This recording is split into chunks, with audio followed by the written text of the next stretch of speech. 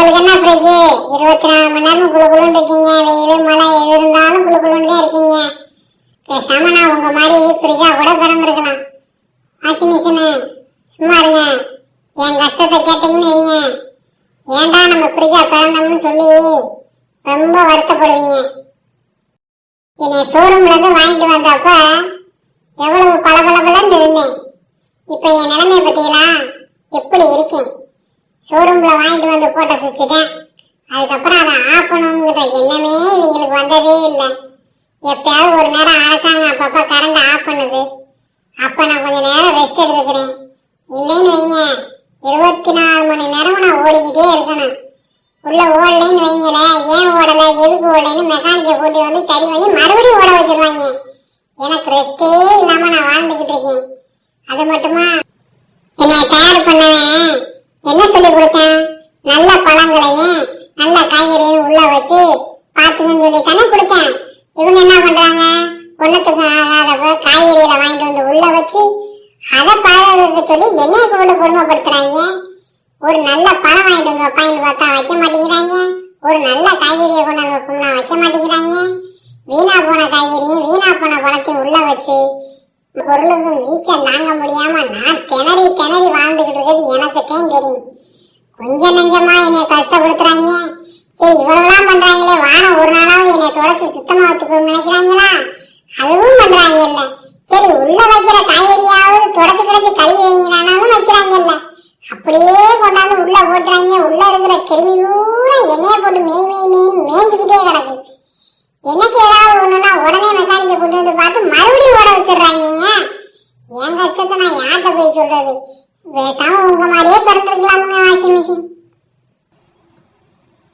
சும்மா இருக்க ஃப்ரிட்ஜ், என் நிலைமையெல்லாம் கேட்டீங்கன்னா நம்ம ஃப்ரிட்ஜா இருக்கிறதே பரவாயில்ல போல அப்படின்னு நினைச்சிருவீங்க. வாங்கிட்டு வந்த புதுசுல டெய்லி 2 துணியா போட்டு துவைச்சிட்டு நான் ரெஸ்ட்ல இருந்தேன். இப்ப அப்படி இல்ல. இந்த வீட்டு ஓனர் இருக்காரு, ஒரு சட்டையை 3 நாள் போடுவாரு. இப்ப ஒரு சட்டையை ஒரு நாளைக்கு தான் போடுறாரு. கேட்டா வாஷிங் மிஷின் இருக்குல்ல துவைச்சுக்கலாம் அப்படிங்கிறாரு.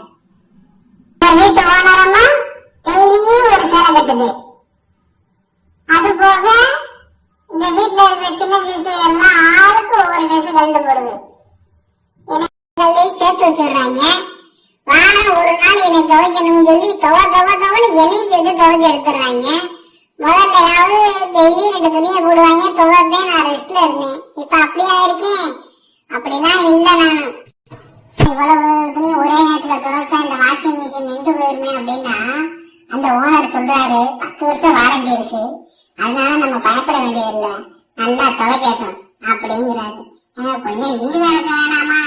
தயார் பண்ணவே என்ன 10 வருஷம் வாரண்டி இருக்குன்னு சொன்னதுக்காக இவ்வளவு கொடுமையா பண்ணுவீங்க? இந்த ஆளு பவுடர் வாங்கிட்டு வந்து போடுவோம் போறாங்களா, ரோட்டு காட்டுல விற்கிற குப்பை பவுடர் வாங்கிட்டு வந்து போட்டுறாங்க. அது பவுடரானு தெரியல, இல்ல மண்ணானு தெரியல. அது போக நல்ல தண்ணியை விடுங்களான்னா உப்பு தண்ணியை விட்டுறாங்க. உப்பு தண்ணியில நான் 2 தானே துவைக்கிறது. உப்பு தண்ணியில துவைச்சா அழுக்கு போகுமா போகாதா? நீங்களே சொல்லுங்க. அழுக்கு போகலைன்னா ஏன் போகலைன்னு வேற கேட்டுக்கிறாரு. அப்படி இல்லைன்னா இந்த வாஷிங் மிஷின் சரியில்லை, இதுக்கு முன்னாடி வாங்கின மிஷின் நல்லா இருந்துச்சு, இது சரியில்லைன்னு வேற குறை சொல்லிக்கிறாருங்க. பண்றதெல்லாம் இவர் மேல இருக்கிற தப்பு, ஆனா குறை கூட என்னைய சொல்லிக்கிறாரு. கடைகள்ல எவ்வளவு லிக்விட் விக்குது, ஏதாவது ஒரு லிக்விட வாங்கிட்டு வந்து ஊத்துறாரா? கேட்டா அதுக்கெல்லாம் காஸ்ட்லியா இருக்கு, வாஷிங் மிஷின் துவைச்சிடும் அப்படிங்கிறாரு. எப்படி நான் துவைப்பேன்? எனக்கு தேவையான பவுடரு, நல்ல தண்ணி, நல்ல லிக்விட் வாங்கிட்டு வந்தா தானே நான் நல்லா துணியை துவைச்சு வெளியில கொடுக்க முடியும். இவங்க எதுவுமே போட மாட்டாங்களாம், ஆனா நான் துவைச்சு இவங்க ட்ரெஸ் எல்லாம் நல்லா பரபரன்னு கொடுக்கணுமா? நான் எப்படி கொடுக்கறது? இவர் வாங்கிட்டு வந்த போடுற பவுடர்லாம் அலசினாலும் கெட்டியா பிடிச்சிக்கிட்டு கீழே நின்றுக்கிறது. சரி அதை பார்த்து சுத்தம் பண்றாரா? அப்படியே போட்டுட்டு எனக்கு என்னன்னு போயிடுறாரு. அது துர்நாற்றமா? அதை நான் நீங்க உங்களுக்காக பரவாயில்லைங்க, எனக்கு அவ்வளவு வீச்சா அதை கண்டுக்கிறாரே இல்ல. என்னை கடைசியா துவைச்சு முடிச்சு சுத்தம் பண்ணணுங்கிற எண்ணமே இல்லைங்க. வாரம் எனக்கு சனி ஞாயிறு ஆயிட்டாலே எனக்கு முடியாம வந்துடுதுங்க. பயமா இருக்கு, என்ன பண்ண போறாரோ ஏது பண்ண போறாங்களோ அப்படின்னு.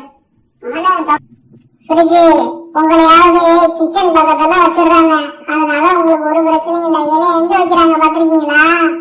ஒண்ணு பாத்ரூம் பக்கத்துல வைப்பாங்க, இல்ல பாத்ரூமுக்குள்ளேயே தூக்கி வைப்பாங்க. இவங்க காலை கடன் மாலை கடன் அத்தனையும் பார்த்து அந்த கருமத்துல நான் வாழ்றது அந்த வாழைய நீங்க யோசிச்சு பாருங்க. நான் அவ்வளவு சேமத்துல வாழ்ந்துகிட்டு இருக்கேன். நீங்க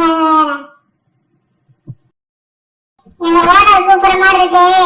நான் போயிட்டு வரேன். எல்லா கஷ்டத்துக்கு சொன்னாலும் நீங்க நான் புரிஞ்சுக்கிறவா கூப்பிடுறீங்க. வரவா? பார்த்தா அது அதை காட்டிலும் பெரும் கஷ்டமா இருக்கும் போலே. அதுக்கு நம்ம வாழ்க்கையே பரவாயில்லையே.